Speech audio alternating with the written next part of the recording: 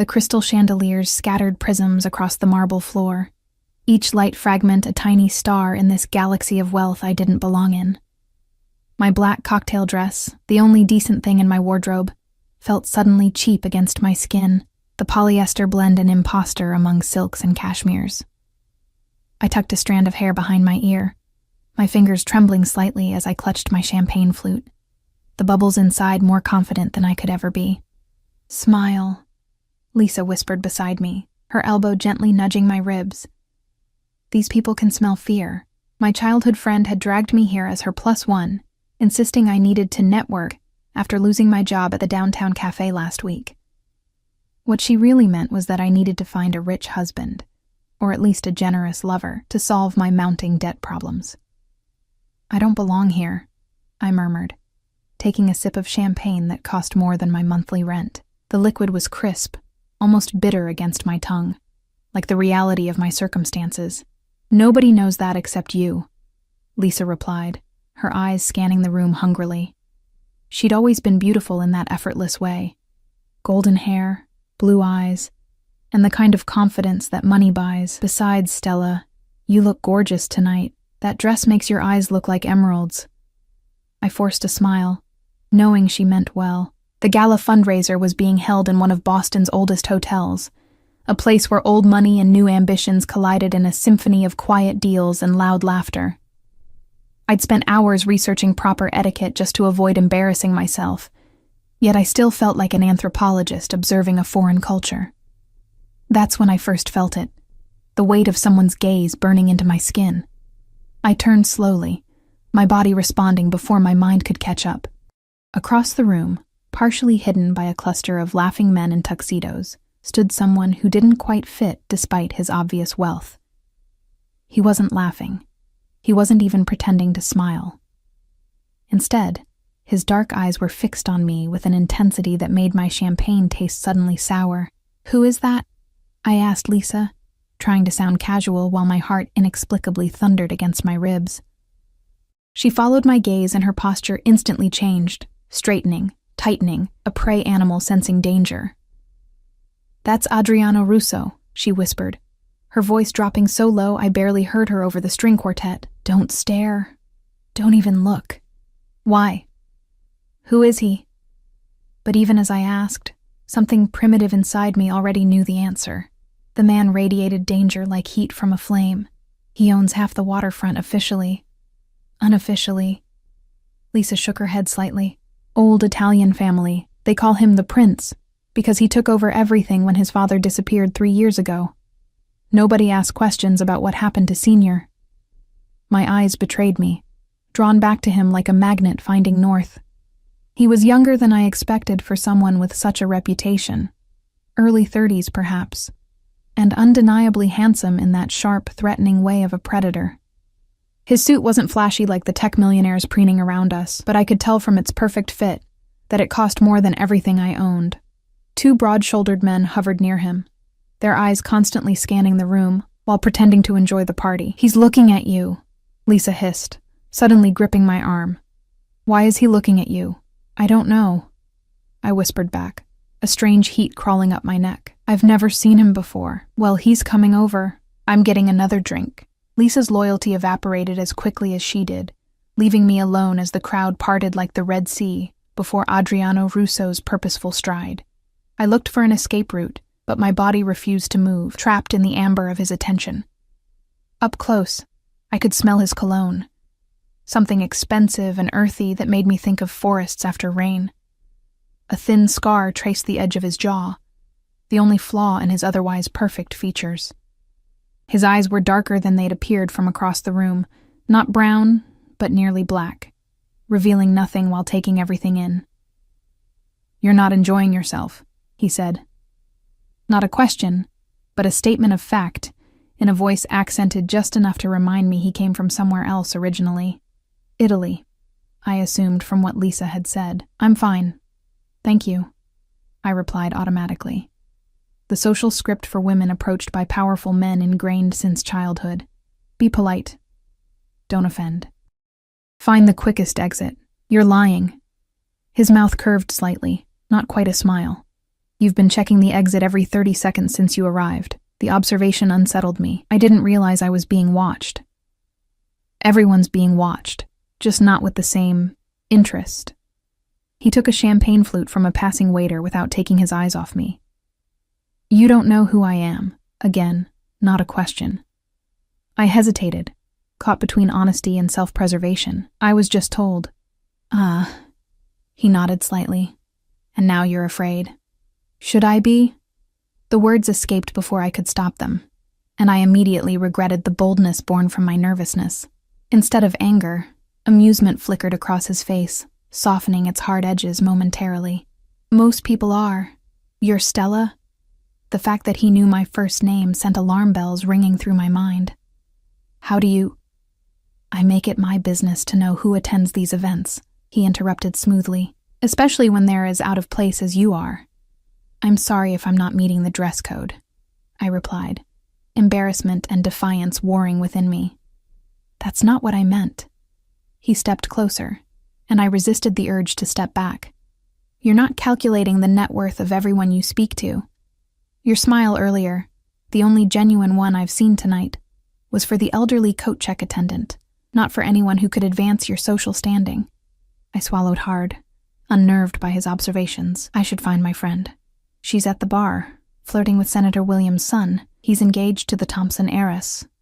But I doubt that concerns her. His words were delivered without judgment, merely stating facts. You don't know anything about her, I defended weakly, though part of me wondered if he was right.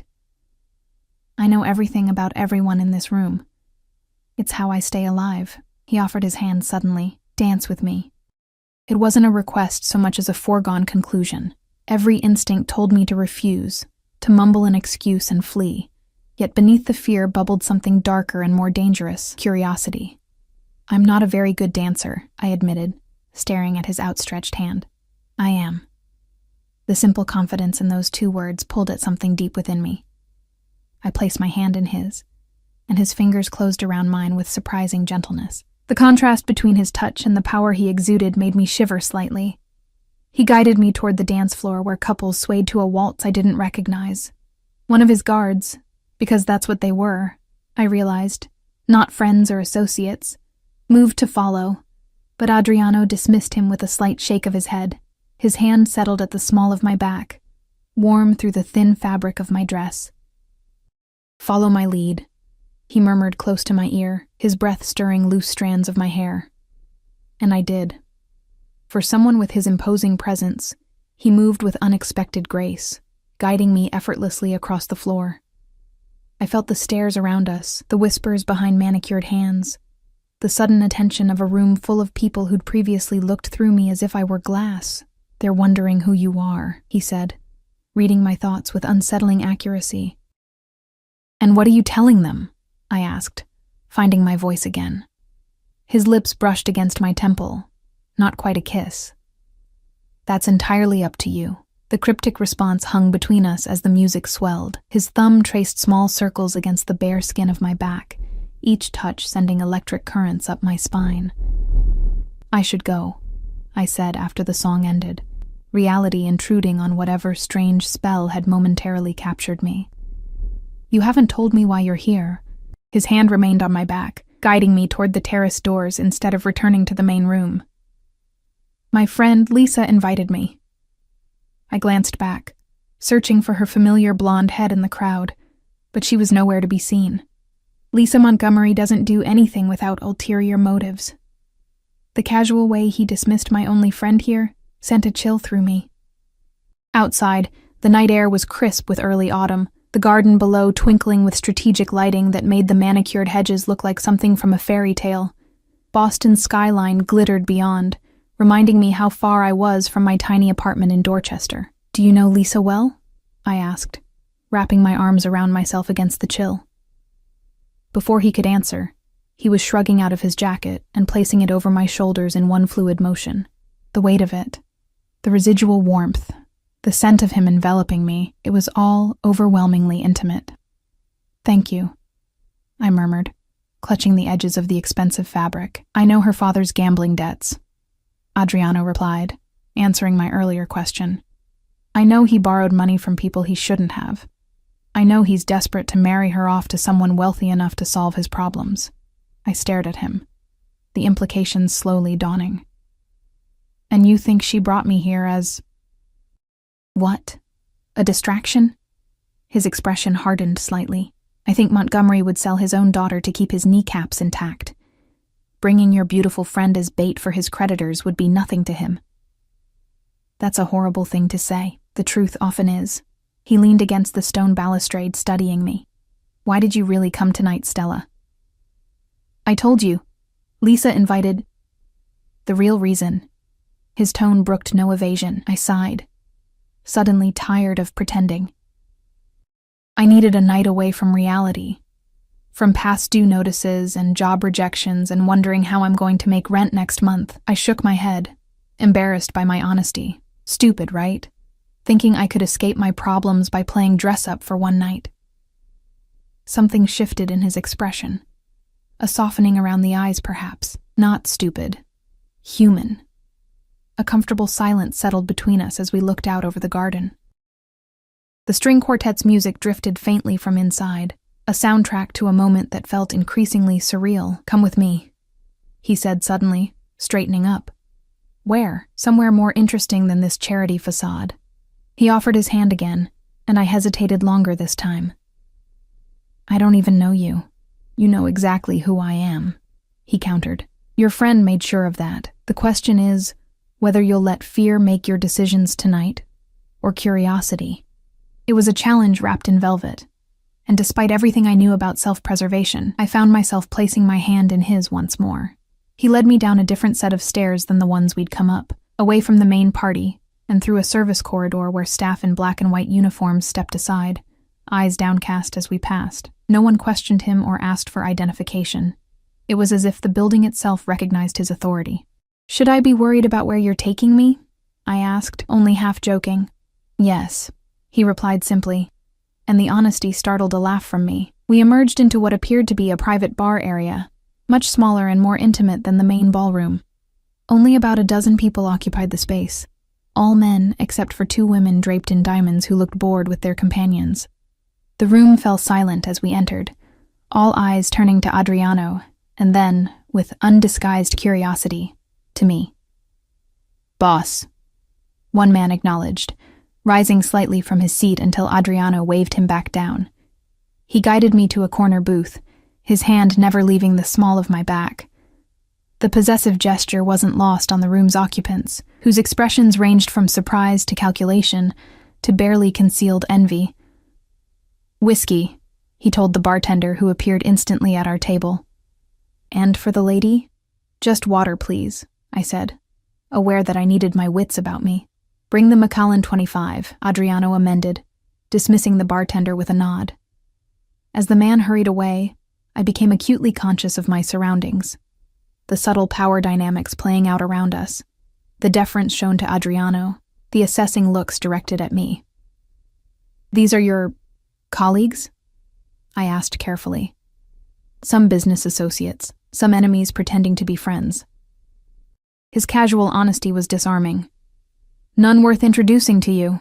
The drinks arrived with remarkable speed. The amber liquid in Adriano's crystal tumbler caught the light as he raised it slightly in my direction before taking a sip. I watched his throat work as he swallowed, aware that my fascination with him was growing more dangerous by the minute. Do you make a habit of this? I asked, taking a sip of water. Rescuing women from boring parties? I've never done this before, he said, his intensity returning full force, which is why they're all watching. They're wondering what makes you special. I glanced around and found he was right. Eyes darted away as my gaze met theirs. And what does make me special? I asked, genuinely curious. Before he could answer, a commotion at the entrance drew our attention. Lisa stumbled in, clearly having had more champagne since I'd last seen her. She was clutching the arm of a young man I didn't recognize, her laughter too loud for the subdued atmosphere. Her eyes widened when she spotted me. Stella! There you are! I've been looking everywhere! She started toward our table, but the young man pulled her back, whispering urgently in her ear as he stared at Adriano with naked fear. Adriano didn't acknowledge them, instead turning his attention fully back to me. An old friend of yours. Since elementary school, I admitted. Though sometimes I wonder if we've grown too far apart. People reveal their true nature under pressure, he said, watching as Lisa and her companion retreated hastily from the room. You learn quickly who stands beside you and who runs. The words hit closer to home than he could know. My ex-boyfriend had vanished the moment I'd lost my job, and my mother had stopped answering my calls when I couldn't lend her money anymore. Loyalty had proven a rare commodity in my life. Is that what you're doing? I asked boldly. Putting pressure on me to see my true nature? A genuine smile crossed his face, transforming his features from handsome to breathtaking. Perhaps I'm allowing you to see mine.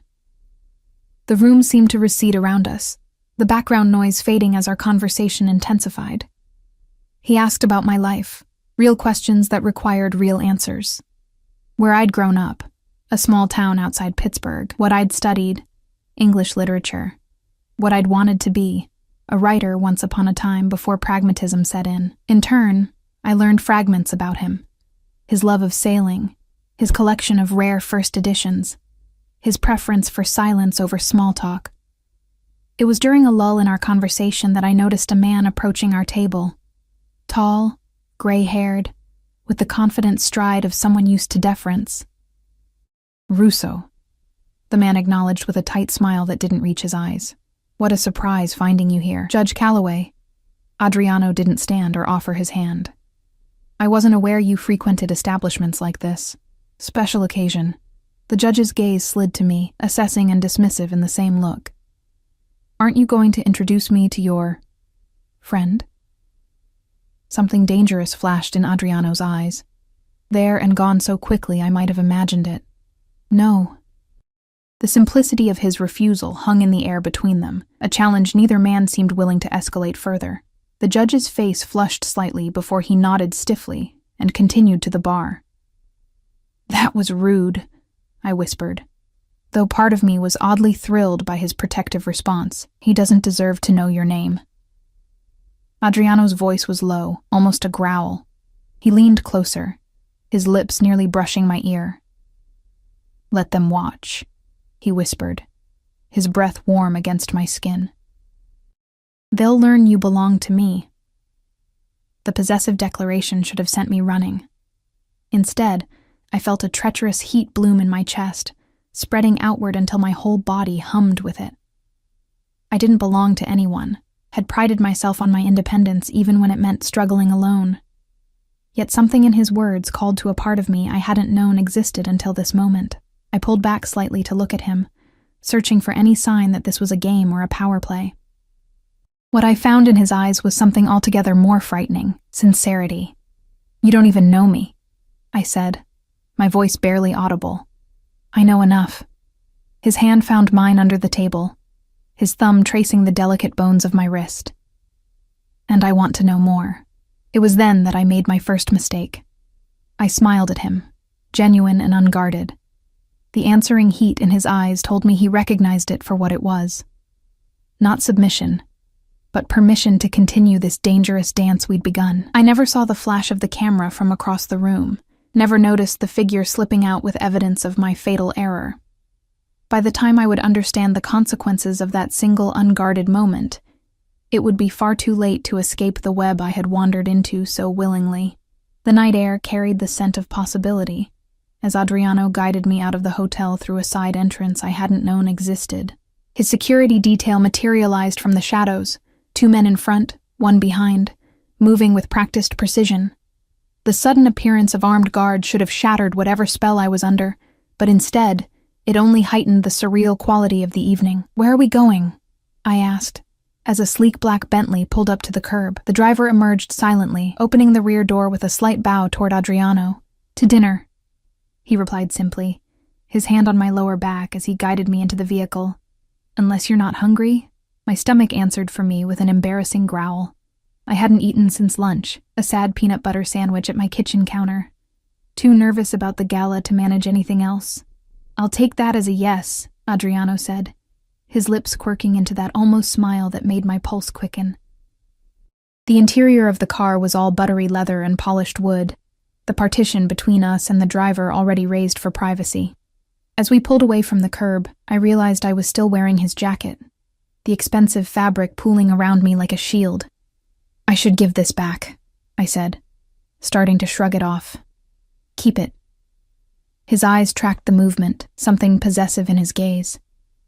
"It suits you." I settled back, letting his scent envelop me. "You do this often? Whisk women away from parties to mysterious destinations?" "You're still afraid of me." Not answering my question, but making an observation. "I'm cautious," I corrected. "There's a difference." He leaned back against the leather seat, studying me in the dim glow from passing streetlights. "Tell me something true, Stella. Something you've never told anyone." The request was so unexpected that I laughed nervously. That's quite a demand from someone I just met. "We're beyond social conventions, don't you think?" He gestured to the car, to the night around us, to the improbable reality of me sitting beside him. "Give me something real." I considered deflecting again, but found myself wanting to answer honestly. "I'm terrified of ending up like my mother," I said finally. Alone at 60, working 2 jobs to make ends meet, wondering where her life went wrong. The admission hung in the air between us, more revealing than I'd intended. "What happened to her dreams?" he asked, his voice gentler than I'd heard it before. "She put them aside for a man who didn't deserve her." I twisted my hands in my lap. "He left when I was 7. She never recovered. Not her heart, not her finances." Adriano was quiet for a moment, absorbing this. "And that's why you guard your independence so fiercely." It wasn't a question, but I nodded anyway. "Your turn. Something true." I expected resistance, but he answered immediately. "I never wanted this life, my father's empire, the family business." His gaze turned to the window, his reflection ghostly against the glass. "I studied architecture in Milan. I wanted to build things that would last centuries." "What happened?" "My father was murdered by his oldest friend." The bluntness of his statement stole my breath. "I came home for the funeral and never left. Some choices aren't really choices." The car slowed, turning into a narrow alley behind what appeared to be a restaurant. The driver opened Adriano's door first, then circled to my side. As I stepped out, I realized we were in the North End, Boston's Italian district. "My grandfather opened this place in 1956, Adriano explained, guiding me toward a nondescript door with no sign or marking. "It's not in any guidebooks." Inside, the restaurant was a time capsule.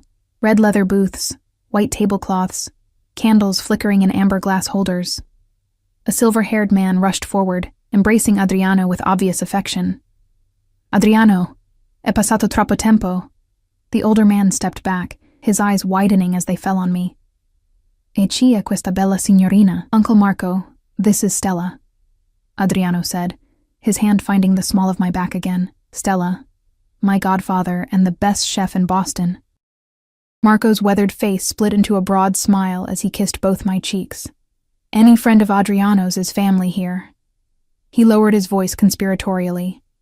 "He never brings women to my restaurant. You must be special." I felt heat creep up my neck. "It's lovely to meet you." Marco led us to a secluded corner booth, shooing away the menus a waiter tried to bring.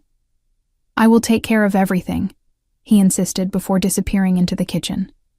The restaurant was half full, couples lingering over wine, a family celebrating at a large round table, a few solitary diners at the bar. None of them paid us any attention, though I noticed Adriano's security had taken up positions at strategic points around the room.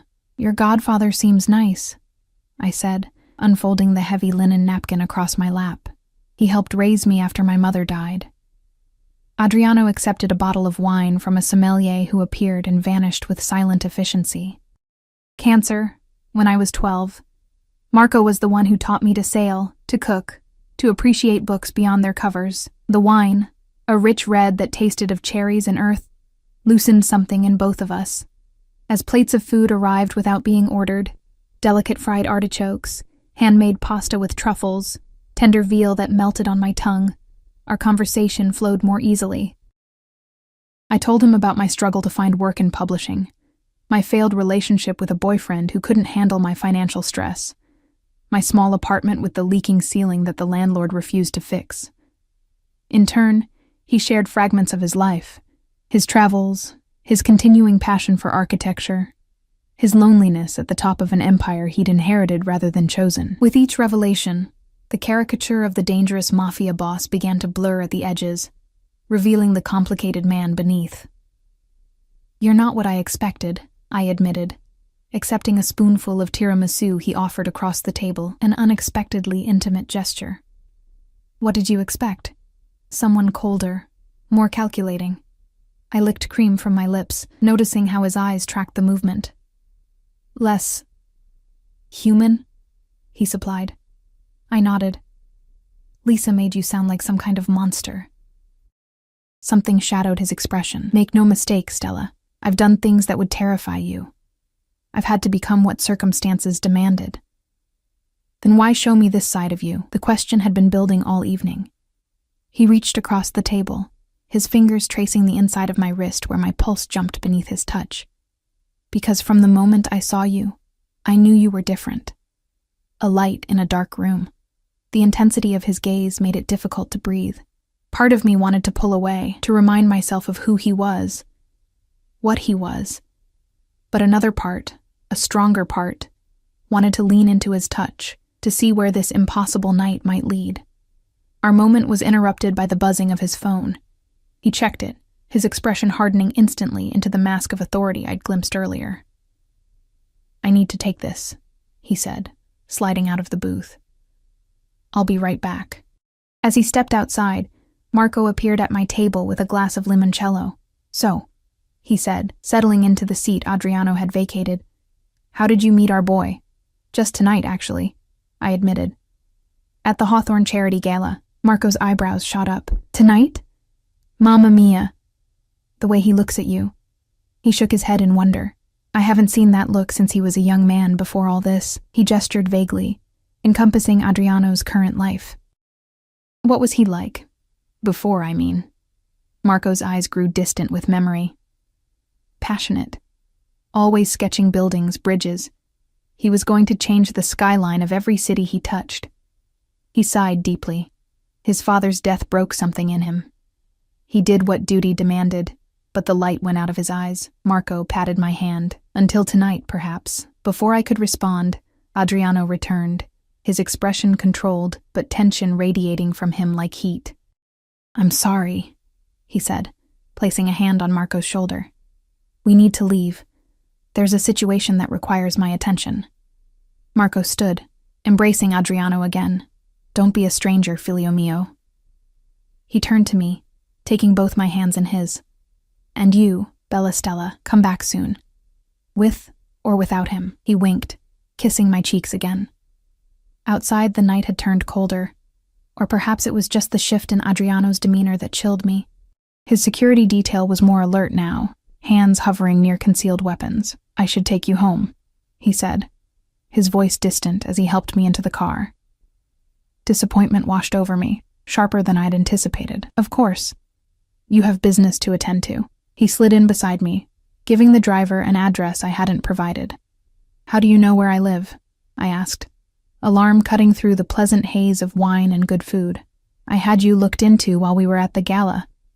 He stated it as if it were the most natural thing in the world, standard procedure when I meet someone new. "That's..." I searched for a word that wouldn't offend him. "Invasive." "It's necessary." His expression softened slightly.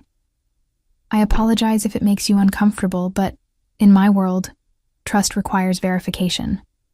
"And what did your verification tell you about me?" I wasn't sure I wanted to know the answer. "That you're exactly who you present yourself to be. 27 years old, graduate of UMass Boston, former editorial assistant at Beacon Press until their downsizing last year. Since then, barista at Cafe Luna, now unemployed after their closure."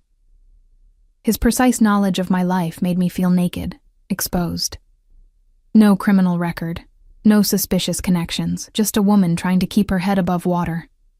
The car turned onto my street in Dorchester, a world away from the luxury we'd been surrounded by all evening. I was acutely aware of the peeling paint on my triple-decker, the broken concrete steps leading to the front door, the security light that had been burned out for months. This is me. I said unnecessarily as we pulled up to the curb. Adriano surveyed the building, his expression unreadable. Let me walk you to your door. That's not necessary. It wasn't a question. He was already out of the car, extending his hand to help me. We climbed the stairs to the 3rd floor in silence, my awareness of him heightened in the confined space of the stairwell. At my door, I fumbled with my key, suddenly nervous. Thank you for tonight, I said, turning to face him. It was unexpected.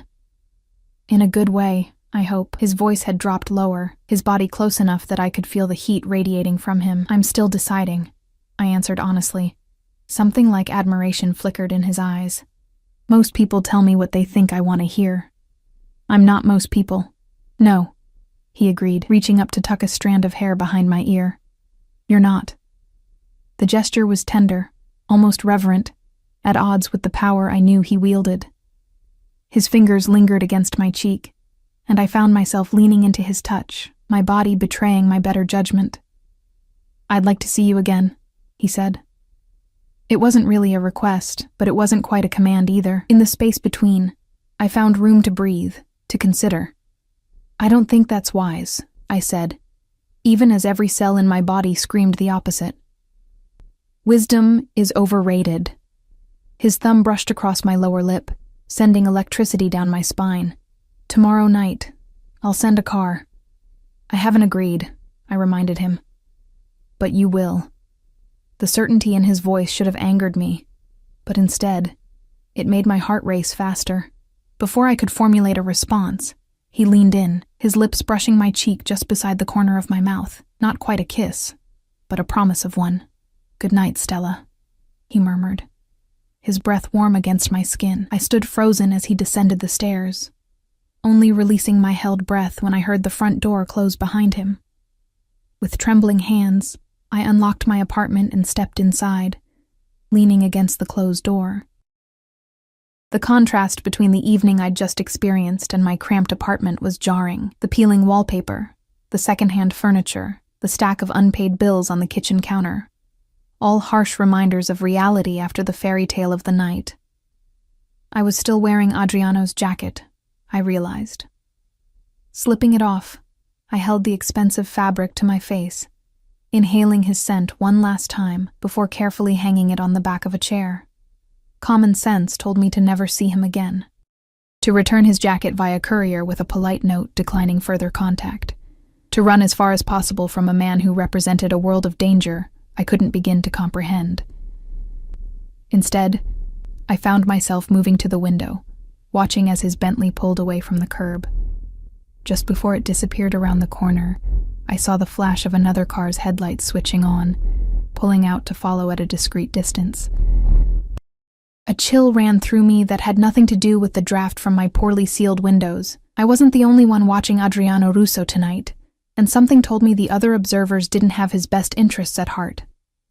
I stepped back from the window, drawing the threadbare curtains closed. As I did, my phone chimed with a text message from an unknown number.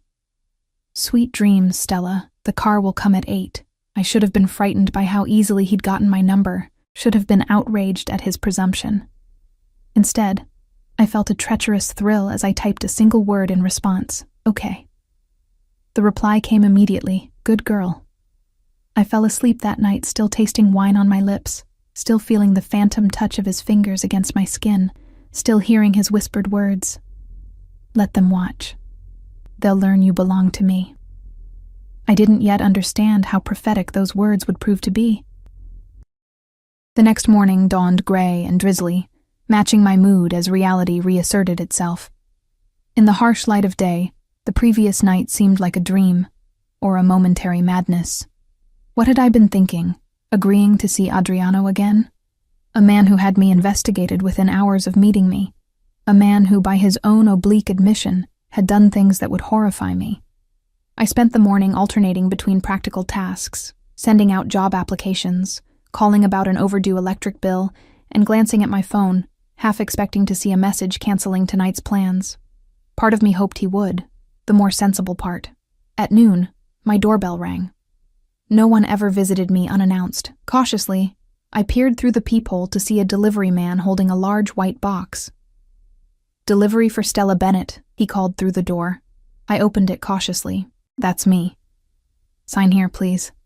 After I scrawled my signature, he handed over a box so light I wondered if it was empty. Back inside, I set it on my kitchen table and lifted the lid. Nestled in tissue paper was a dress. Deep emerald green silk that slipped through my fingers like water. Beneath it lay a matching pair of heels and a small velvet jewelry box containing teardrop emerald earrings that caught the dim light of my apartment and transformed it into something magical. A small card rested at the bottom, in strong, slashing handwriting, "For tonight. Though you would look beautiful in anything. Or nothing." A heat flooded my face at his boldness. I should return it all. Should text him immediately to cancel. Should listen to every warning bell clanging in my head. Instead, I found myself lifting the dress, holding it against my body as I looked in the mirror. The color made my eyes seem greener, my pale skin luminous. It was easily the most expensive thing I'd ever held, let alone worn. My phone chimed with a text from Lisa. "OMG, call me now. What were you doing with Russo?" I ignored it, setting the phone face down on the counter. Whatever interrogation she had planned would have to wait. I wasn't ready to explain something I didn't understand myself. As evening approached, anxiety and anticipation battled within me. By 7, I was dressed in Adriano's gifts, my hair swept up to showcase the earrings, my makeup subtle but deliberate. I hardly recognized my reflection. The woman staring back at me looked confident, elegant, worthy of a night on the arm of someone like Adriano Russo. It was all an illusion, of course. Beneath the silk and jewels, I was still the same struggling, unemployed woman with mounting debts and dwindling options. But for tonight, at least, I could pretend to be someone else. At precisely 8 o'clock, my phone chimed with a text. "Your car is waiting downstairs." I took a deep breath, picked up my small clutch, and headed out the door, unaware that I was walking toward a point of no return. The car waiting for me wasn't the Bentley from last night, but a sleek Aston Martin with tinted windows. The driver, different from yesterday but with the same vigilant eyes, opened the door without a word. As I slid into the buttery leather seat, I was surprised to find Adriano himself waiting inside, his dark gaze traveling over me with undisguised appreciation. "You look stunning," he said, his voice low and intimate in the confines of the car. "Thank you for the dress." I smoothed the silk over my knees, hyper-aware of his presence beside me, and the shoes, and the earrings. It was too much. It wasn't nearly enough. He reached across the space between us, his fingers grazing the emerald at my earlobe. "They match your eyes perfectly." The simple touch sent electricity through me. He was dressed immaculately in a charcoal suit that emphasized the breadth of his shoulders, a faint shadow of stubble darkening his jaw. The effect was devastating. "Where are we going tonight?" I asked, trying to regain my composure. "My home." He watched my expression carefully. "For dinner. Nothing more than you're comfortable with."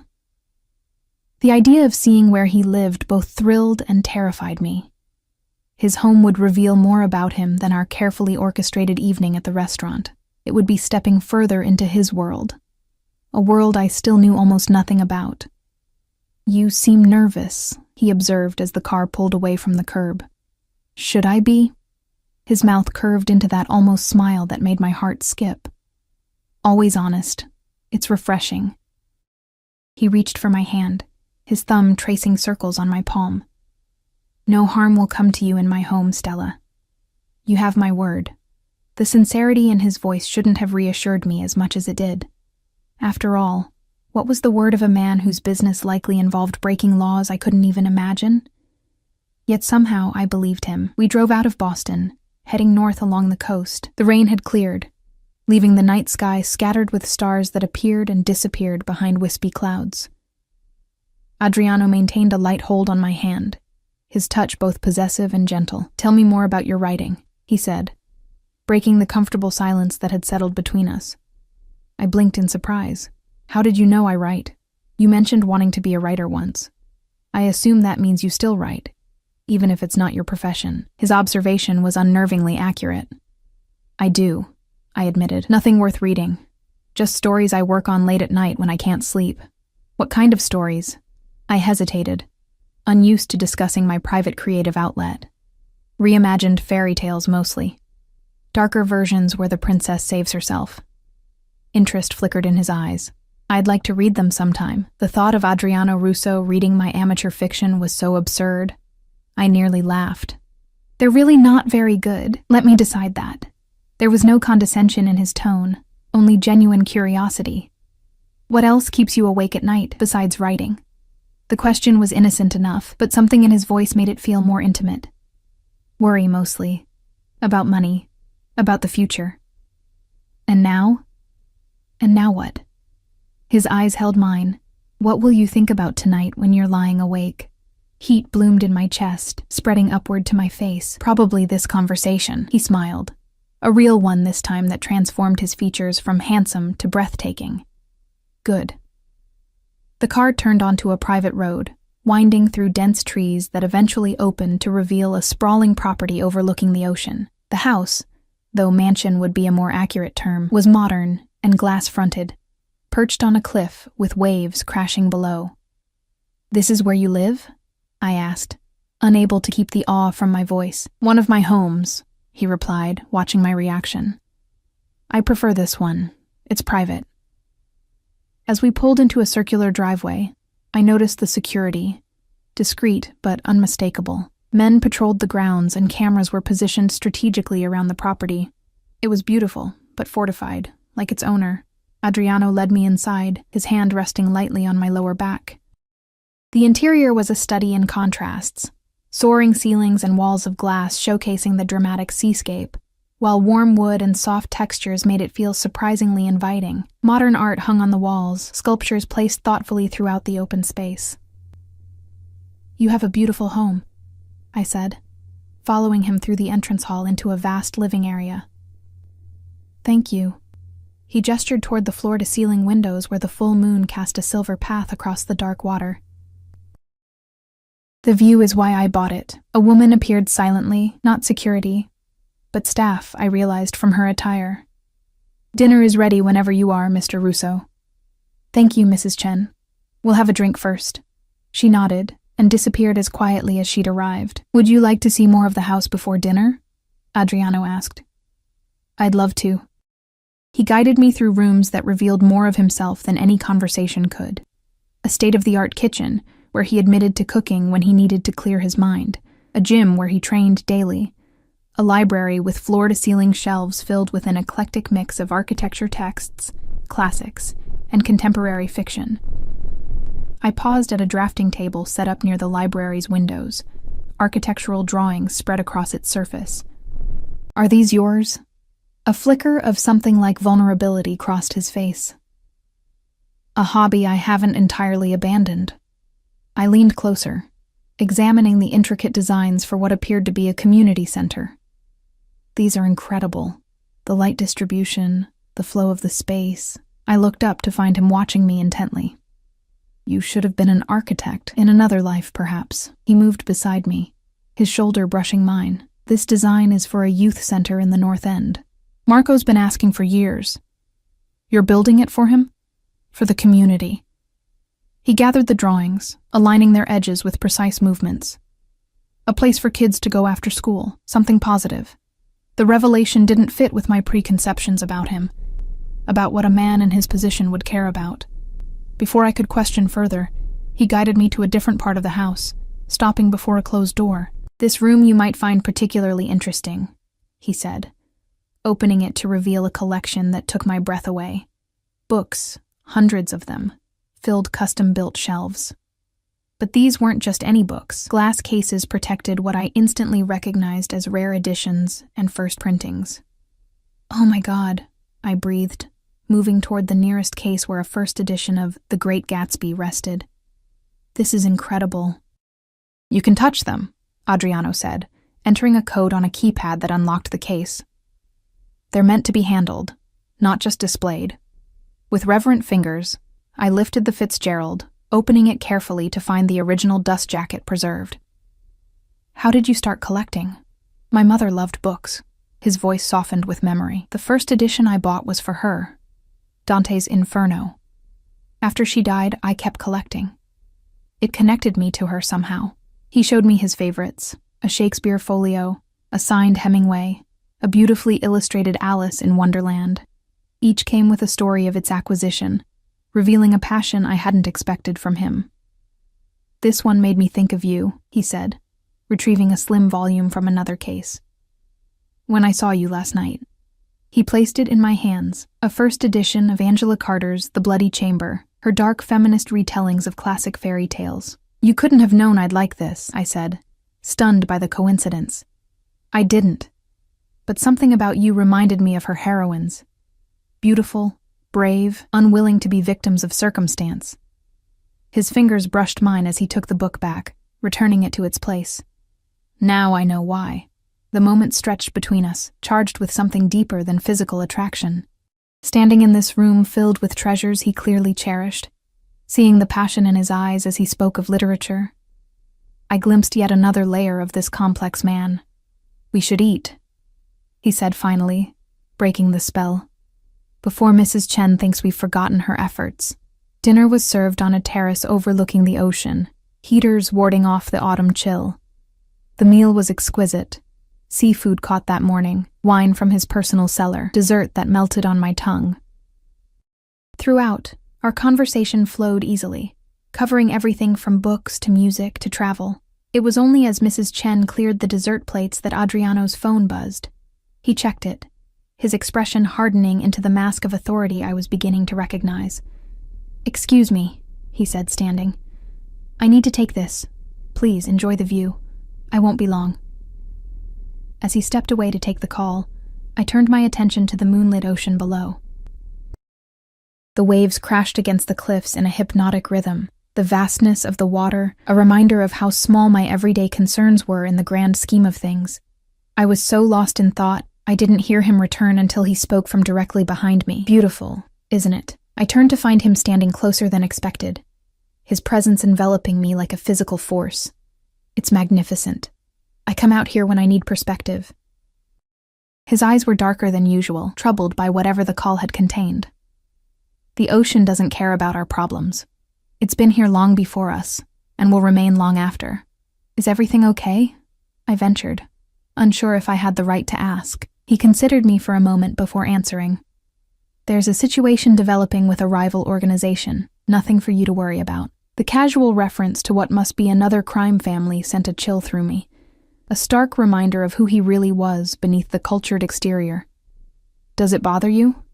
he asked, reading my expression with unsettling accuracy. What I do? I couldn't lie. Not when he was looking at me like that. Yes. It should bother anyone. Rather than anger, my honesty seemed to please him. Most women I meet either pretend not to know or convince themselves it's all legitimate business. "I'm not most women. No," he agreed, stepping closer until I could feel the heat radiating from his body. "You're not." His hand came up to cup my cheek, his touch so gentle it made my heart ache. "I should send you home," he murmured, his thumb tracing my lower lip. "Before I do something we might both regret. Is that what you want?" My voice was barely audible over the sound of the waves below. "What I want," he said, his eyes never leaving mine, "is to keep you, to make you mine in every way possible." The raw honesty in his voice sent heat spiraling through me. "But what I want doesn't matter. What do you want, Stella?" The question hung between us, weighted with possibilities. I knew what the sensible answer was. To thank him for dinner, return to Boston, and never see him again. To run as far as possible from a man who represented a world of danger I could scarcely comprehend. Instead, I found myself rising on my toes, closing the distance between us until my lips brushed his. "This," I whispered against his mouth. "I want this." Something broke in him then, a restraint he'd been maintaining since we met. His arms encircled me, pulling me against the hard length of his body as his mouth claimed mine in a kiss that was both tender and demanding. I melted into him, my hands finding their way to his shoulders, his neck, his hair. When we finally broke apart, both breathing hard, his eyes had darkened to obsidian. "Be very sure, Stella," he warned, his voice rough with desire, "because if we start this, I won't let you go easily." The possessiveness in his tone should have frightened me. Instead, it sent a thrill of excitement through my veins. "I'm sure." He took my hand, leading me through the house to a wing we hadn't visited earlier. His bedroom was as I might have expected. Spacious, masculine, dominated by a massive bed facing the same ocean view. But I had little time to observe the details before his mouth was on mine again, his hands roaming my body with increasing urgency. We fell onto his bed in a tangle of limbs and half-removed clothing, the silk of my dress sliding against the crisp cotton of his shirt. His lips traced a burning path down my neck, across my collarbone, to the swell of my breasts above the dress's neckline. "You're even more beautiful than I imagined," he murmured against my skin, his accent thickening with desire. "And I've imagined you many times since last night." His confession sent heat pooling low in my belly. I reached for the buttons of his shirt, desperate to feel his skin against mine. He helped me, shrugging the garment off to reveal a torso sculpted by regular workouts, but also marked by the evidence of a dangerous life. Scars that told stories I wasn't sure I wanted to hear. I traced one that curved along his ribs, a question in my touch. "Knife," he explained simply. "Moscow 5 years ago, a business negotiation that went poorly." Another reality check, another reminder of the world he inhabited. But it was too late for second thoughts. My body had made its decision, overriding every warning signal my brain tried to send. His hands found the zipper of my dress, pausing with a question in his eyes. At my nod, he slowly lowered it, his gaze never leaving mine as he peeled the silk away from my skin. What followed was a revelation. A man known for violence touching me with exquisite tenderness, a man accustomed to taking whatever he wanted, asking permission with every caress. A man surrounded by luxury savoring me as if I were the most precious thing he'd ever held. Afterward, as we lay tangled in his sheets, my head resting on his chest, his fingers tracing idle patterns on my bare back, a contentment unlike anything I'd ever known settled over me. It was dangerous, this feeling. More dangerous than his world, his enemies, his business. This sense of belonging, of rightness, when everything logical told me I should feel the opposite. "What are you thinking?" he asked, pressing a kiss to my temple. "That I should be terrified right now. But I'm not." His arms tightened around me. "Good. There's nothing to fear from me, Stella. Not ever." I believed him. God help me. Despite everything I knew about him, everything I still didn't know, I believed him. Sleep claimed me eventually, cradled in the arms of a man who had killed, who had built an empire on violence and fear, who had whispered against my skin that I belonged to him, as if it were an irrefutable fact of nature. I woke to sunlight streaming through windows that had been clear the night before, but were now partially frosted for privacy. Adriana was gone, but a note rested on his pillow. "Business that couldn't wait. Mrs. Chen will make you breakfast. The car will take you home whenever you're ready. I'll call you later." And next to the note lay a small velvet box. Inside was a delicate gold chain with a pendant, a tiny key inlaid with diamonds so small they caught the light like dewdrops. I held it up, watching it spin in the morning light, a key. The symbolism wasn't lost on me, though I wasn't sure what door it was meant to unlock. His heart, his world, or the cage he was building around me that I was walking into willingly. I showered in his enormous bathroom, borrowed one of his soft t-shirts, and made my way downstairs where Mrs. Chen was indeed waiting with coffee and a breakfast spread that could have fed 10 people. "Mr. Russo said you might want to go home to change before your lunch," she said, pouring me coffee exactly as I liked it, a detail Adriano must have shared. "Lunch?" I repeated, confused. "With Mr. Russo's sister," she clarified, as if this were perfectly normal. "The car will take you home and then to Bella Rosa at 1 o'clock. A sister. I hadn't known he had one, and apparently I was meeting her today. The casual way they were folding me into Adriano's life made my head spin. "I should probably call him," I said, reaching for my phone only to realize it wasn't with me. "Mr. Russo left this for you," Mrs. Chen said, producing my clutch from the previous night. He had to leave quite suddenly. There was an incident that required his immediate attention. The bland way she referenced what could only be something illegal or violent was unsettling. How many incidents had she witnessed or heard about in her time working for him? I checked my phone to find 3 missed calls from Lisa and a text from an unknown number that I assumed was Adriano's. "Good morning, beautiful. Sorry to leave. Some business came up that couldn't wait. My sister Bianca is looking forward to meeting you at lunch. She won't bite, I promise. Last night was just the beginning. The presumption that I would simply go along with his plans, meeting his sister without him even present, should have irritated me. Instead, I found myself curious about this woman who shared Adriano's blood. What would she be like? What would she think of me? After breakfast, I changed back into the emerald dress, fastened the key necklace around my throat, and let Adriano's driver take me back to my apartment. The contrast between his oceanfront mansion and my cramped third-floor walk-up had never been more stark.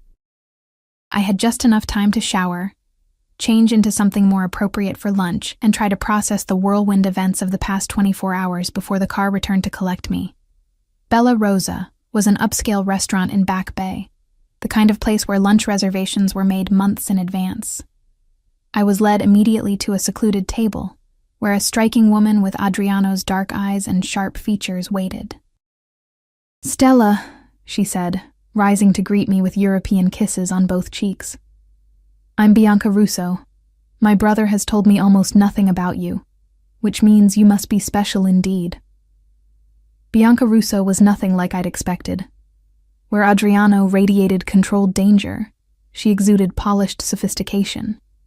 Her sleek black hair was cut into a sharp bob, her designer suit impeccably tailored, her makeup flawless.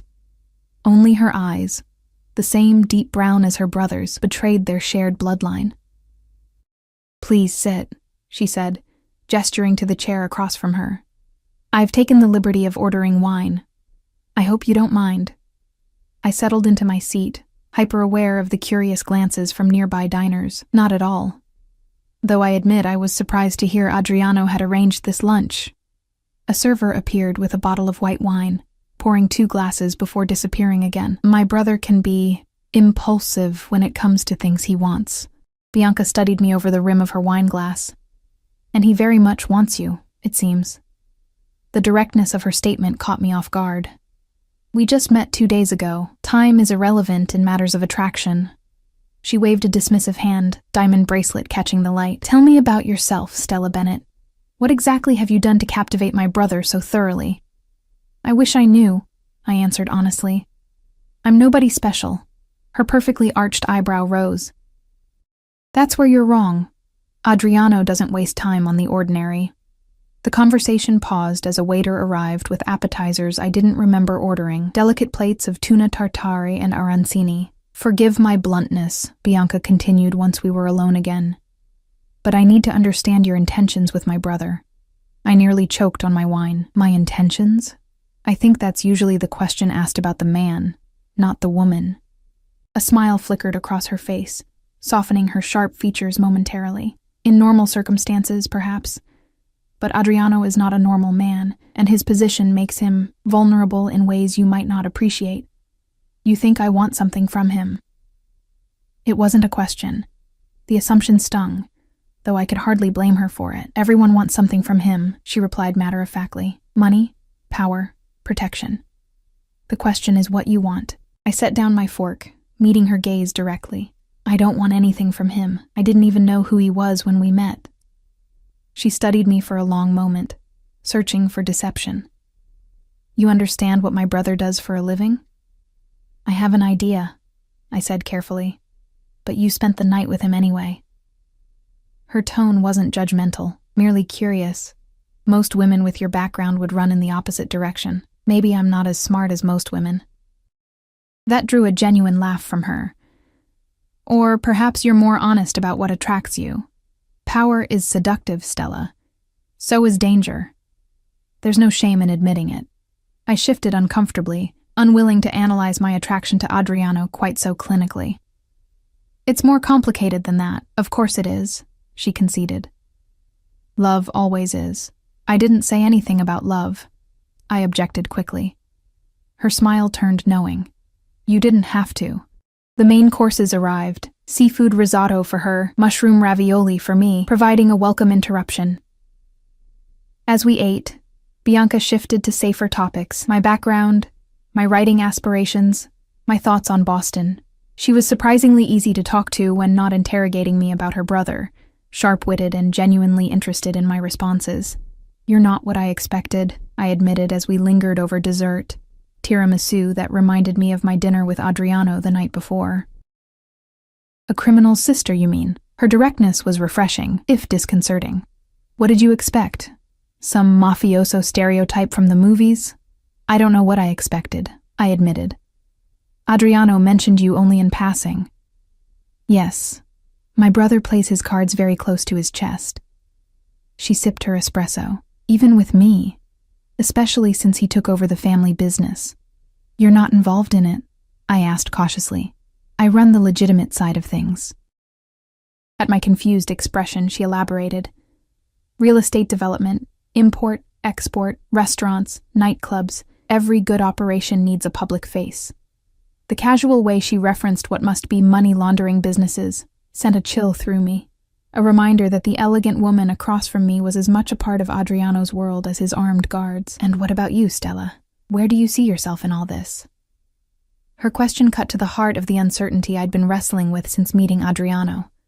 I don't know, I said honestly. This has all happened so fast. A word of advice, she said, her expression softening slightly. My brother moves quickly once he's made a decision. He sees something he wants. He takes it. It's both his greatest strength and his most dangerous flaw. And you think I'm just something he wants to take? The idea bothered me more than I wanted to admit. No, she said after a thoughtful pause. I think you might be the first thing he's wanted that he's afraid he can't keep. Before I could process that statement, her phone chimed. She checked it, her expression shifting subtly. Adriano will meet us at Luciano's gallery opening. The car will take us there. Gallery opening? I'm not dressed for— You're perfect, she interrupted, signaling for the check. Besides, Adriano had some things sent there for you. Of course he had. The casual display of wealth and power, having clothes delivered wherever he thought I might need them, should have felt presumptuous. Instead, I found it oddly thrilling, being caught up in the whirlwind that was Adriano Russo's attention. The gallery was in the south end, a converted warehouse space now housing contemporary art. A small crowd of well-dressed people mingled inside, champagne flutes in hand as they discussed the massive canvases adorning the walls. Bianca guided me through the throng, nodding at acquaintances, but stopping for no one. In a private room at the back, I found several garment bags hanging on a rack, my name printed on tags attached to each. I'll give you some privacy, Bianca said, slipping out and closing the door behind her. Inside the first bag was a black cocktail dress that looked like it had been designed specifically for me. Simple yet elegant, with a neckline that would showcase the key necklace I still wore. The other bags contained alternatives, but it was clear which one Adriano had intended as the first choice. I changed quickly, grateful for the adjoining bathroom where I could refresh my makeup and tame my hair. The dress fit perfectly, as did the strappy heels that accompanied it. Looking in the mirror, I hardly recognized myself. The woman reflected back seemed confident, sophisticated, at home in this world of wealth and power that had been thrust upon me. When I emerged, Bianca nodded approvingly. Perfect. Now let's find my brother before he terrorizes the poor artist for being too friendly with me. Are he and Luciano friends? I asked as we made our way back to the main gallery space. Luciano owes him money, she said simply. This show is part of the repayment plan. Another casual reference to Adriano's less-than-legal activities, delivered as if discussing the weather. I was beginning to understand that this would be my new normal if I continued seeing him, constant reminders of the darker aspects of his life, interspersed with moments of surprising tenderness. I spotted Adriano before he saw me, his tall figure commanding attention even in a room full of striking people. He was dressed in a charcoal suit similar to the one from the previous night. Deep in conversation with a nervous-looking man I assumed was Luciano, two of his ever-present security detail hovered nearby, surveying the room with watchful eyes. As if sensing my gaze, Adriano looked up, his expression transforming when he saw me. The intensity of his focus made my breath catch. It was as if everyone else in the room had suddenly disappeared. He excused himself from Luciano and crossed to us in long strides. Without hesitation, he pulled me into his arms, claiming my mouth in a kiss that was far from appropriate for a public setting. I should have been embarrassed, but all I could feel was the heat of his body against mine and the possessive press of his lips. "I missed you this morning," he murmured when we finally broke apart, his accent thicker than usual. "You could have woken me to say goodbye," I replied, aware of Bianca watching us with barely concealed amusement. "You were sleeping so peacefully." His hand settled at the small of my back, a gesture I was beginning to realize was his way of marking territory. "I see you've met my sister. We had a lovely lunch," Bianca said. Very illuminating. The look Adriano shot her carried a warning. "I hope you behaved yourself." "Don't I always?" She smiled innocently. "Now, if you'll excuse me, I should congratulate Luciano on his creative debt repayment." As she walked away, Adriano turned his full attention back to me. "I'm sorry about this morning. There was a situation that required immediate attention. Mrs. Chen mentioned an incident," I said carefully. "Is everything okay?" His expression darkened momentarily. "It's handled. Nothing for you to worry about." The dismissal, gentle as it was, reminded me of the boundaries around his business. Boundaries I wasn't sure I wanted to cross. "The dress is beautiful," I said instead, changing the subject, "though you seem to have an uncanny knowledge of my measurements." "I pay attention to what matters," he replied, his eyes traveling over me with undisguised appreciation. "And everything about you matters to me." The naked emotion in his voice made my heart skip. This man, this dangerous, powerful man, looked at me as if I were the most precious thing in his world. It was intoxicating and terrifying in equal measure. "Come," he said, taking my hand. "Let me show you the collection. Luciano may be in debt, but his work has merit."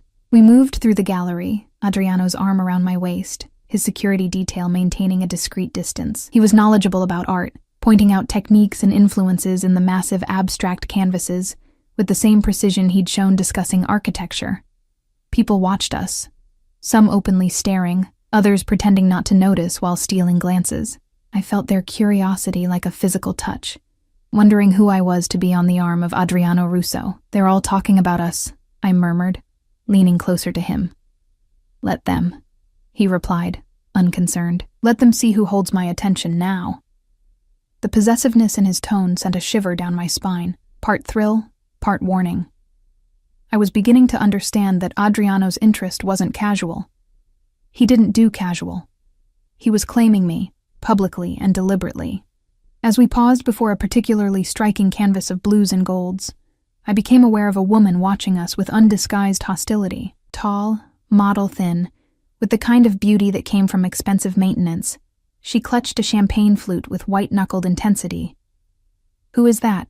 I asked quietly, nodding in her direction. Adriano glanced over, his expression hardening. "Sofia Valentini, a mistake from the past." Before I could inquire further, the woman in question was approaching, her stilettos clicking aggressively against the concrete floor. "Adriano," she purred, ignoring me completely. "What a surprise finding you here. It's been too long." "Not long enough," he replied coldly. "Sofia, this is Stella. Stella, an old acquaintance." The dismissive introduction made her face flush beneath her perfect makeup. "Acquaintance? Is that what you're calling it now?" She turned to me finally, her smile venomous. "Did he tell you about us, Kara? About the ring he gave me? Or has he conveniently forgotten that part?" Adriano's arm tightened around my waist. "That's enough, Sofia." "He'll tire of you," she continued as if he hadn't spoken, her eyes raking over me dismissively. "He always does. Once the novelty wears off, once you bore him, he'll discard you just like he did me. I suggest you walk away," Adriano said, his voice dropping to a dangerous octave. "Before you say something you'll regret." Two of his security guards materialized beside us, their presence a silent threat. Sophia's eyes darted between them, calculation replacing her initial bravado. "Enjoy him while you can," she said to me, forcing a brittle laugh. "Just remember, everything he touches eventually turns to ash." With that parting shot, she turned on her heel and stalked away, leaving a wake of tension behind her. "I'm sorry about that," Adriano said, once she was out of earshot. "Sophia has difficulty accepting rejection. She said you gave her a ring." The implication hung between us. He sighed, running a hand through his hair in a rare gesture of frustration. "It was a gift, not an engagement. She chose to interpret it differently, and the relationship ended 2 years ago. She became possessive, unstable." His jaw tightened. "I don't wish to discuss her further. She's irrelevant to us." The dismissal bothered me, not because I cared about his past relationship, but because of the casual way he eliminated people from his life when they no longer served his purpose. Would I one day be just another mistake from the past? As if reading my thoughts, he turned to face me fully, his hands cradling my face. "Don't let her get into your head, Stella. What I feel for you is different. What we have is different." "How can you be so sure? We barely know each other. I know everything I need to know." His thumbs traced my cheekbones, his gaze intense. "From the moment I saw you, I knew you were meant to be mine." The certainty in his voice should have frightened me. Instead, it sent a thrill through my veins, a dangerous heat that pooled low in my belly. This was madness, this instant connection, this all-consuming attraction. Yet I couldn't deny the rightness I felt in his arms, as if I'd been searching for something my entire life, without knowing what it was until now. "Let's get out of here," he said, reading the desire in my eyes. "I've made an appearance. That's enough." We didn't say goodbye to anyone, not Bianca, not Luciano. Adriano simply took my hand and led me through the gallery, his security clearing a path as we went. Outside, his car was waiting, engine running. The ride back to his house was charged with tension, his hand on my thigh, his eyes never leaving my face. We barely made it through the door before he was pressing me against the wall, his mouth hungry on mine, his hands exploring my body with increasing urgency. "I thought about this all day," he confessed between kisses, his voice rough with desire. "About you in my bed, wearing nothing but that key around your neck." I gasped as his lips found the sensitive spot below my ear. "The key? What does it mean?" He pulled back slightly, his eyes dark with emotion. "It means you have access to parts of me no one else does." His hand came up to cradle my face. "It means I'm trusting you with more than I've ever trusted anyone." The admission stole my breath. I knew what it cost a man like him to make such a declaration, a man whose survival depended on keeping others at a distance, on never showing vulnerability. Words failed me, so I answered with actions instead, pulling him back to me, pouring everything I couldn't say into my kiss. We made it to his bedroom eventually, leaving a trail of discarded clothing in our wake. Later, as we lay tangled in his sheets, my head on his chest listening to the steady thrum of his heartbeat, a contentment unlike anything I'd ever known washed over me. It was dangerous, this feeling. More dangerous than his business, his enemies, his world. This sense that I belonged here, with him, when every logical part of my brain was screaming warnings. "What are you thinking?" he asked, his fingers tracing idle patterns on my bare shoulder. "That this is insane," I admitted. 2 days ago, I didn't know you existed. Now I'm in your bed, wearing your key, meeting your sister. Does it feel wrong? I considered the question carefully. "No," I said finally. "That's what scares me. It feels like the most right thing I've ever done." His arms tightened around me, his lips pressing against my temple. "Then stop thinking so much and just feel." I wanted to. God, how I wanted to surrender completely to this unexpected connection. But Sophia's words lingered in the back of my mind, along with the memory of the way Adriano had dismissed her. Once the novelty wears off, once you bore him, he'll discard you, just like he did me. "Adriano," I said hesitantly, "what do you really want from me?" He shifted, propping himself up on one elbow to look down at me. "Everything," he said simply. "I want everything, Stella. Your days, your nights, your laughter, your tears. I want to be the first person you see in the morning and the last before you sleep." His hand cupped my cheek. "I want you to be mine in every way possible." The intensity of his declaration should have terrified me. Instead, it called to something primal within me, a desire to be claimed, to belong, to matter that deeply to someone. You hardly know me, I whispered. I know enough, he insisted. The rest, we'll discover together. I wanted to believe him, wanted to trust that this whirlwind connection was real, that it could last beyond the initial attraction. But life had taught me hard lessons about fairy tales and happy endings. What about your world? I asked. Your business, the danger. His expression sobered. I won't lie to you, Stella. My life comes with risks, but I can promise you this. I will do everything in my power to keep those risks from touching you. His fingers traced the line of my jaw. I protect what's mine. Always. The possessiveness in his tone sent another of those contradictory thrills through me, part warning, part excitement. I was entering dangerous territory, becoming something precious to a man with dangerous enemies. I'm not sure I'm cut out for this life, I admitted. The security, the looking over your shoulder, the not knowing, you're stronger than you think. His faith in me was unwavering, and you won't be alone. I'll be beside you every step of the way. It was a seductive vision, never having to struggle alone again, having this powerful man as my champion and protector. But what would be the cost? What would I have to sacrifice to belong in his world? As if sensing my internal conflict, Adriano pulled me closer, his kiss gentler than before. Don't decide tonight, he murmured against my lips. Just stay with me. The rest will sort itself out. I surrendered to his embrace, pushing my doubts aside for the moment. Tomorrow would bring reality crashing back. Questions about my future, about what a relationship with Adriano would mean for my independence, my safety, my very identity. But for tonight, I would allow myself to simply feel. The next morning, I woke to sunlight and the sensation of Adriano's eyes on me. He was already dressed in a crisp suit, sitting on the edge of the bed watching me sleep. Good morning, beautiful, he said, leaning down to kiss me softly. You're dressed, I observed, pulling the sheet higher to cover my nakedness. Another early meeting? Unfortunately, he brushed a strand of hair from my face. Business that can't wait, but I have something for you before I go. From his pocket, he withdrew a small box, larger than the one that had contained the key necklace, but still small enough to fit in his palm.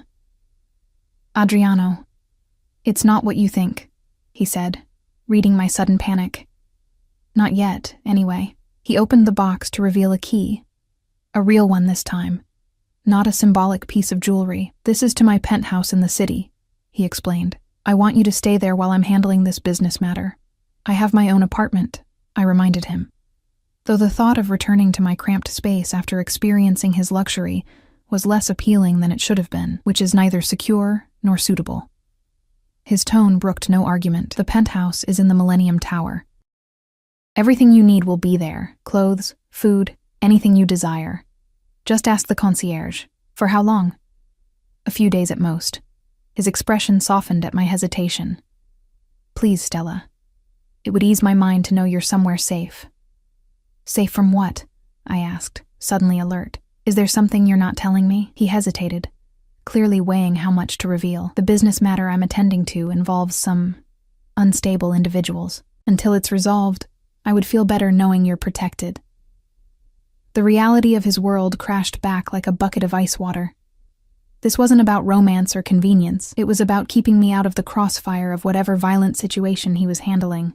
Adriano, if there's danger, there's always danger in my life, he interrupted gently. That's the reality, but I manage it. I contain it. His hand found mine, squeezing reassuringly. This is precautionary, nothing more. Will you do this for me? Put that way. How could I refuse? I took the key, feeling its weight, both literal and symbolic, in my palm. Thank you, he said, relief evident in his voice. Francesco will drive you to your apartment to collect whatever you need, then take you to the penthouse. I've instructed the building security about your arrival. The casual display of power and resources still felt foreign to me. Having drivers at my disposal, building security awaiting my arrival, an entire penthouse to myself. It was like stepping into someone else's life. When will I see you again? I asked as he stood to leave. As soon as this situation is resolved. He leaned down for one more kiss, this one lingering with promise. "Think of me while I'm gone. Be careful," I said, surprising myself with how much I meant it. A smile touched his lips, always. After he left, I showered and dressed in another outfit that had mysteriously appeared in his closet in my size. The casual way he anticipated my needs was both thoughtful and slightly unnerving, a reminder of his resources and the thoroughness with which he approached everything, including me. Francesco was waiting with the car when I came downstairs, as silent and vigilant as all of Adriano's security team. We drove to my apartment, where I packed a small bag of personal items, the few things I couldn't bear to be without, including my laptop with my writing and a framed photo of my father before he left. The contrast between my life and Adriano's had never been more stark than when Francesco carried my shabby duffel bag into the gleaming lobby of the Millennium Tower. The concierge greeted me by name, escorting me to a private elevator that required a key card, as well as the physical key Adriano had given me. The penthouse took my breath away, floor-to-ceiling windows overlooking the city, sleek modern furniture, artwork that probably cost more than my entire life savings. It was beautiful but impersonal, lacking the warmth of Adriano's coastal home. In the master bedroom, I found the closet already filled with clothing in my size, everything from casual wear to evening gowns, all with designer labels I'd only seen in magazines. The adjoining bathroom was stocked with high-end toiletries, the kitchen pantry and refrigerator filled with food and wine. It was like stepping into a gilded cage, comfortable, luxurious, but a cage nonetheless. For the first time since meeting Adriano, I felt the full weight of what entering his world might mean, being protected, provided for, but also controlled in ways both subtle and overt. As I stood at the windows looking out at the city below, my phone chimed with a text from him. "Are you settled in? Is everything to your satisfaction?" I typed back, "It's beautiful. Thank you. But it feels strange being here without you." His response came quickly. "I'll be back before you know it. Make yourself at home. Everything there is yours to use. Miss you already." The sentiment made my heart flutter despite my misgivings. 3 days ago, I had been worrying about making rent. Now I was standing in a millionaire's penthouse, wearing clothes that cost more than my monthly salary, waiting for a man who controlled half the city to return to me. It was a fairy tale, and a nightmare rolled into one. Seductive in its promise of security and affection, terrifying in its potential cost to my independence. As I clutched the key he'd given me, both to this apartment and symbolically to his heart, I wondered what doors I was closing by accepting it. 3 days passed in a strange limbo. I wandered the penthouse like a ghost, sleeping in Adriano's bed, using his shower, wearing the clothes he'd provided. My phone remained stubbornly silent except for brief, reassuring texts, always the same message in slightly different words. He was handling the situation, he would return soon, I should stay inside where it was safe. On the second day, a florist delivered an enormous arrangement of blood-red roses with a card that read simply, "Counting the hours until I see you again." On the third day, Bianca called. "He's fine," she said before I could even ask, "but the situation is complicated. He asked me to check on you. I'm going stir-crazy," I admitted. "I haven't left the apartment since I got here." "Good. That's exactly what Adriano wants." There was something in her voice, tension, perhaps, or worry, that hadn't been there during our lunch. "Bianca, what's really going on?" I asked, tired of being kept in the dark. "I deserve to know if I'm in danger." A long pause, then a sigh. "It's not my place to tell you, but since my brother is being his usual overprotective self..." She hesitated. "There was an attempt on Adriano's life. The people responsible have been dealt with, but he's being cautious until he's certain all threats have been contained." The casual way she referenced what must have been a violent elimination of enemies made my blood run cold. Yet, beneath the horror, was a more immediate concern. "Is he hurt?" "Nothing serious," which wasn't the same as no.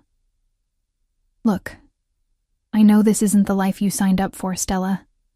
Few civilians could handle it. If you want out, I can arrange..." "I don't want out," I interrupted, surprising myself with the vehemence in my voice. "I want to see him. Another pause. I'll tell him you said that. It might be just what he needs to hear right now. After we hung up, I paced the penthouse with renewed anxiety. Someone had tried to kill Adriano. He was injured, though Bianca claimed not seriously. And instead of coming to me, he was keeping his distance, protecting me, yes, but also perhaps protecting himself from having to face my reaction to the violence of his world. By the fourth morning, restlessness drove me to the building's private gym on the 30th floor. At least there I could work out my frustration on a treadmill while still technically remaining inside as instructed. The gym was empty when I arrived, the floor-to-ceiling windows offering the same spectacular view as the penthouse 20 floors above. I was 30 minutes into a punishing run, sweat soaking my borrowed designer workout clothes, when I felt it, that familiar weight of being watched. I turned to find Adriano standing in the doorway, his eyes locked on me with an intensity that made my heart stutter. He looked exhausted, a faint bruise yellowing along his jaw, but otherwise whole. He wore a simple black sweater and dark jeans, more casual than I'd ever seen him, somehow more vulnerable for it. I stepped off the treadmill, unsure whether to run to him or maintain my distance. 4 days of worry and isolation had left me with a tangled mess of emotions: relief, anger, fear, longing. He made the decision for me, crossing the room in long strides and pulling me into his arms. I went willingly, breathing in his familiar scent, feeling the solid strength of him against me. "You're here," I murmured against his chest. "You're okay." His arms tightened around me. "I'm sorry for staying away. I needed to be sure it was safe." I pulled back slightly, studying his face, the shadows under his eyes, the tight set of his jaw. "Bianca told me someone tried to kill you." A flash of annoyance crossed his features. "She shouldn't have worried you. She shouldn't have had to," I countered. "You should have told me yourself." He sighed, releasing me to run a hand through his hair, a gesture I was beginning to recognize as a sign of frustration. "I was trying to protect you from the ugliness of my world. By shutting me out? By giving you plausible deniability," he said, his voice hardening slightly. "What happened to those men? It wasn't something you should have to know about." The implication hung heavy between us. Adriano hadn't just defended himself, he had eliminated his enemies, permanently. "I want to go upstairs," I said finally. "This isn't a conversation for a public space." He nodded, taking my hand and leading me to the private elevator. We rode in silence, the tension between us thick enough to touch. In the penthouse, I headed straight for the shower, needing a moment to collect my thoughts. When I emerged, wrapped in one of his plush robes, he was waiting in the living room, 2 glasses of whiskey poured. I accepted one, taking a fortifying sip before facing him. "Tell me everything," I said. "No more protecting me from the truth." He studied me for a long moment, as if weighing how much I could handle. "The Colombians thought they could expand into my territory," he said finally. "They started with small incursions, a protection racket here, a smuggling operation there. I sent warnings. They ignored them." He swirled the amber liquid in his glass, watching the light play through it. 3 nights ago, they sent a hit team to the restaurant where I was meeting with my captains. 3 men with automatic weapons." His voice was clinically detached, as if describing a business transaction rather than an attempt on his life. "My security neutralized 2. The 3rd managed to get off a shot before he was subdued." "That's how you got this," I said, reaching out to gently trace the bruise on his jaw. "Debris from a shattered mirror," he confirmed. "Nothing serious." "And the men who sent them?" His eyes met mine, unflinching. "They won't be sending anyone else." The coldness in his voice should have terrified me. This was the other side of Adriano Russo. Not the man who collected rare books and designed community centers, but the one who eliminated threats with ruthless efficiency, the man who had built and maintained a criminal empire through violence and fear. "This is your world," I said softly. "This is what being with you means." "It's part of it," he acknowledged. "The part I wanted to shield you from." His hand covered mine where it still rested against his cheek. "But yes, this is the reality of my life. I won't insult you by pretending otherwise." I withdrew my hand, moving to the window to stare out at the city below. From this height, everything looked orderly, peaceful. But I knew better now. I knew about the currents of power and violence that flowed beneath the surface. "I need to know something," I said, my back still to him. "And I need the truth, Adriano, not what you think I want to hear, always," he promised. I turned to face him. "If I walked away right now, if I said this was too much, that I couldn't live in your world, what would happen?" Pain flashed across his features before he controlled it. "I would let you go," he said, each word precise and measured.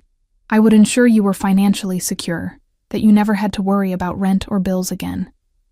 And I would make certain that no one, not my enemies, not my allies, ever bothered you. You wouldn't try to keep me against my will?"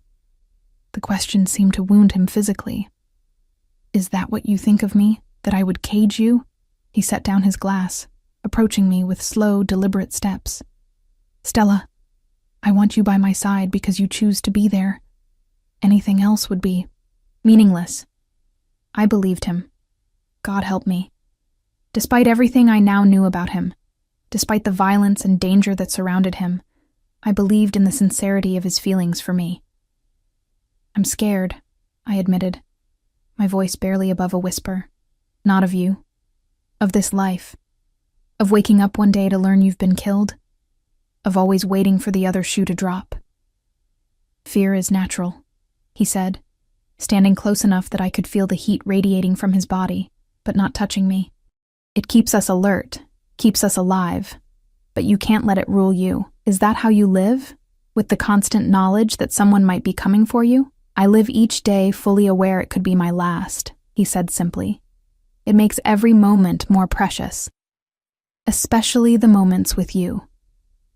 The raw honesty in his voice broke something open inside me. I had been fighting this connection since the moment we met, telling myself it was madness, that it could never work. But standing here now, facing the reality of who he was, both the darkness and the light, I found myself unwilling to walk away. "I don't know if I can do this," I said honestly. "I don't know if I'm strong enough for your world." "You're stronger than you think." His hand came up to cradle my face, his touch gentle despite the power I knew those hands possessed. "But I understand if it's too much to ask." I leaned into his touch, closing my eyes. "I need time. To think. To process all of this." "Take all the time you need," he said, though I could hear the strain in his voice. "The penthouse is yours for as long as you want it. I can stay elsewhere if my presence complicates things for you." The thought of him leaving again, of facing more days alone with my churning thoughts, was suddenly intolerable. "No," I said, reaching for him. "Stay, please." Relief flooded his features as he gathered me in his arms, his lips finding mine in a kiss that spoke of desperation and need. Whatever doubts I had about our future, my body had no uncertainties about wanting him, here and now. We made our way to the bedroom, shedding clothes as we went. This time our lovemaking had an edge of urgency, as if we both needed to affirm life in the face of the death that had nearly claimed him. I traced the new bruises on his body, evidence of the violence he'd endured, while he whispered promises against my skin. Promises of protection, of devotion, of a future together.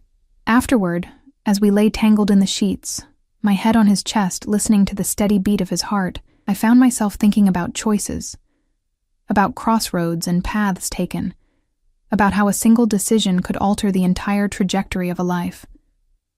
"What are you thinking?" he asked, his fingers tracing idle patterns on my bare shoulder. "About choices," I said honestly, "and consequences." He was quiet for a moment, considering. "When I took over after my father's death, I had a choice," he said finally. "I could dismantle the organization, try to go legitimate, or I could embrace it, build it stronger, ensure no one could ever threaten my family again." His arms tightened around me. "I chose power and safety over moral purity. I don't regret it, but I understand the cost." "And what's the cost of choosing you?" I asked, the question that had been haunting me for days finally spoken aloud. "Security, but with risk," he answered without hesitation. "Luxury, but with restrictions. Love, but with the knowledge that my world will always include darkness." His hand tilted my face up to meet his gaze. "I won't lie to you, Stella. Being with me means accepting parts of my life that most people would find unforgivable. The honesty was brutal but necessary. And if I can't accept those parts? Pain flickered in his eyes. Then we say goodbye, and I ensure you never have to worry about money again. I don't want your money, I said immediately. I know. A small smile touched his lips. It's one of the countless reasons I fell in love with you. The word hung in the air between us. Love. He had said it casually, as if it were an established fact rather than a revelation. Love? I repeated, my voice catching. Yes, love. He shifted, propping himself up to look down at me. I've loved you since that first night at the gala, when you looked at me without fear or calculation. When you saw me, really saw me, as more than just my reputation, or my wealth or my power. That's impossible, I protested. You can't fall in love that quickly, can't you? His fingers traced the curve of my cheek. Haven't you felt it too? This connection between us that defies logic or time? I couldn't deny it. From the moment his eyes had found mine across that crowded ballroom, something had clicked into place. A recognition, a sense of coming home I'd never experienced before. I'm afraid to call it love, I whispered. Love makes you vulnerable. It does, he agreed. It's the greatest risk I've ever taken, greater than any business venture or territory expansion. His eyes held mine, unflinching in their intensity. But some risks are worth taking, Stella. In that moment, looking up at this complex, dangerous, tender man who had stormed into my life and upended everything I thought I knew about myself, I made a choice. Perhaps I had made it days ago, in that first dance, or in his library surrounded by rare books, or in his bed with the sound of waves crashing below.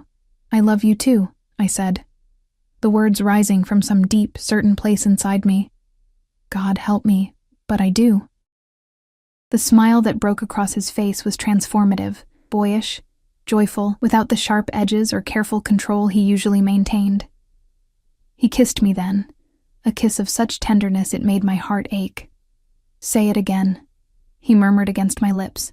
I love you, I repeated, finding it easier the second time, more natural. But loving you doesn't mean I've figured out how to live in your world. We'll figure it out together, he promised.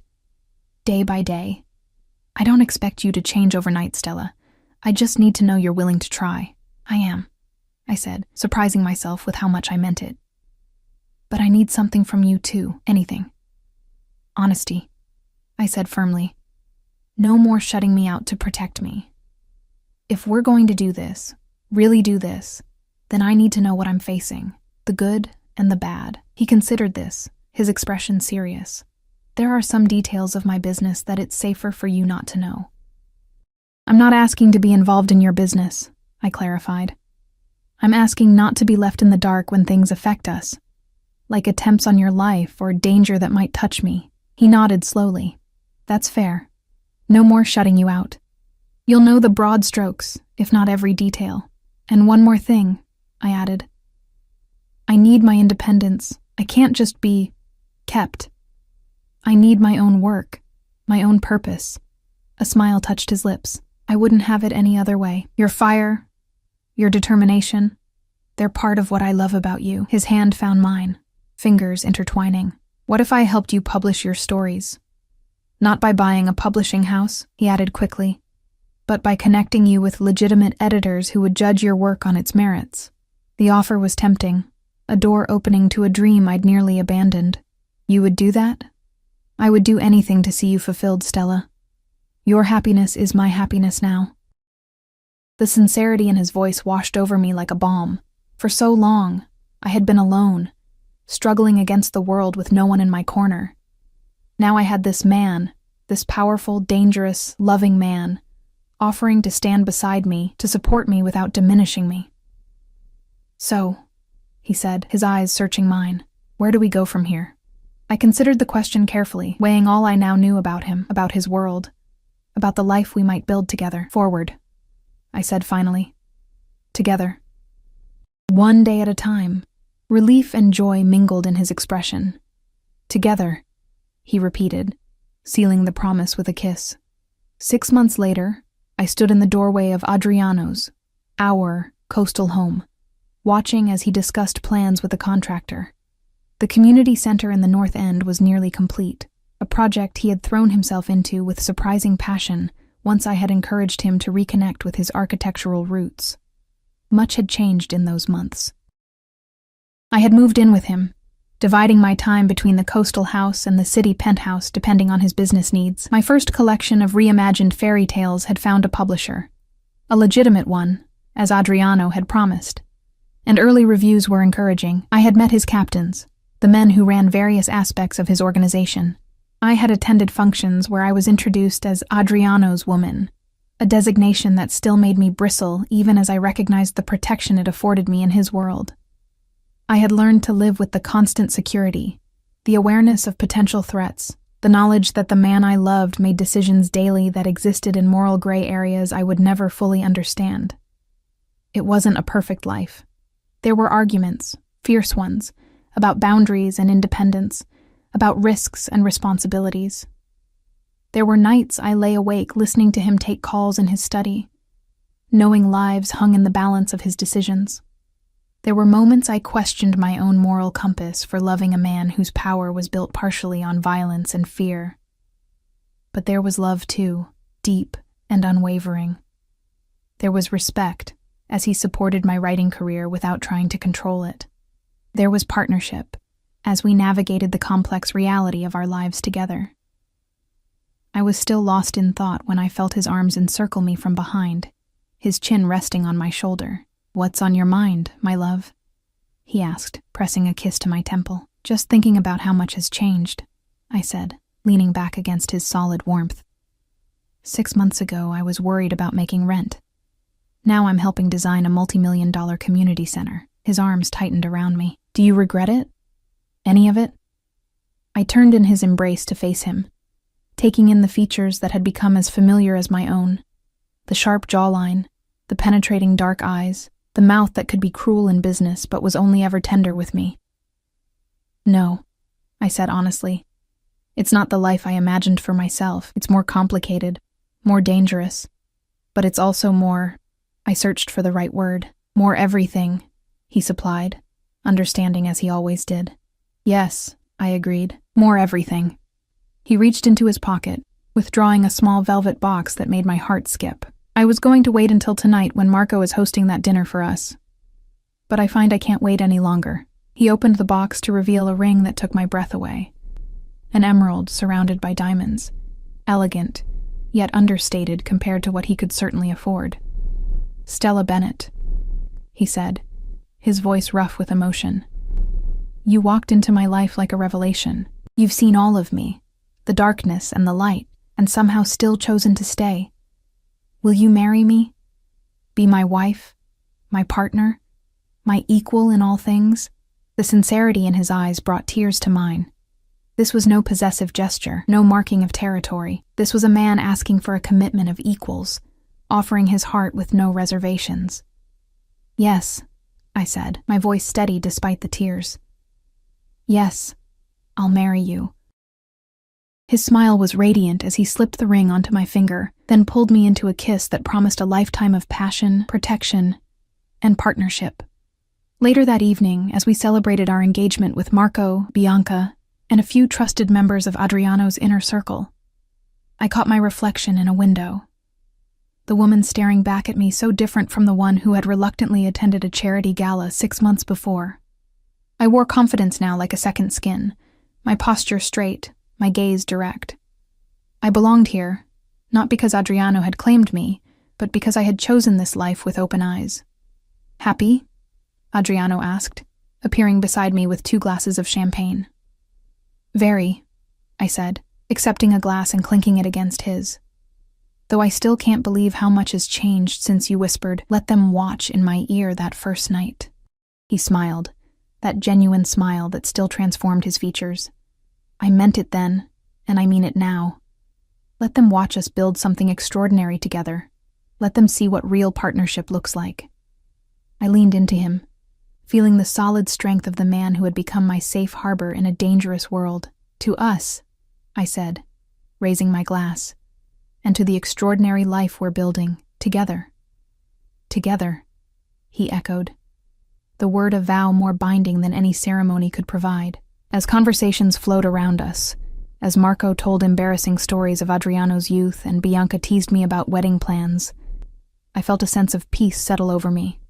This wasn't the life I had planned, but it was the one I had chosen, with all its complications, all its dangers, all its extraordinary intensity. I belonged to Adriano Russo. Yes. But more importantly, he belonged to me, the powerful, dangerous, loving man who had seen the strength in me before I recognized it myself. Together we would face whatever came our way. The sunshine and the shadows, the triumphs and the threats, let them watch indeed.